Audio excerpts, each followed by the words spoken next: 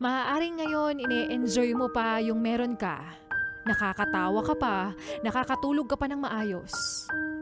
Pero darating din pala yung panahon, ang pagkakataon na babawian ka.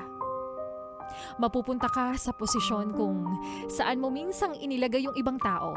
Malalaman mo kung gaano kasakit, kung gaano kahapde yung ginawa mo sa kanila. Yung tipong hindi nila hiniling na maranasan mo lahat ng pinagdaanan ng taong ginawan mo ng masama, pero tadhana na ang nagtakda, tadhana na ang humusga.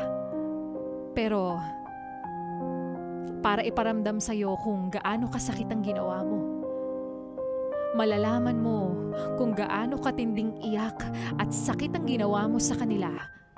Unti-unti mong mararamdaman na ito pala yung pakiramdam na sa akin na nangyayari ngayon.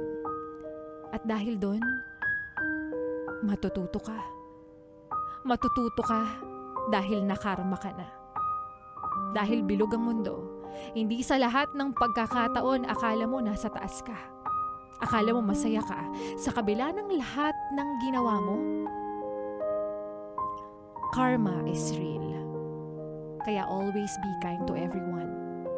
Dahil ang karma, parang credit card lang yan. Enjoy now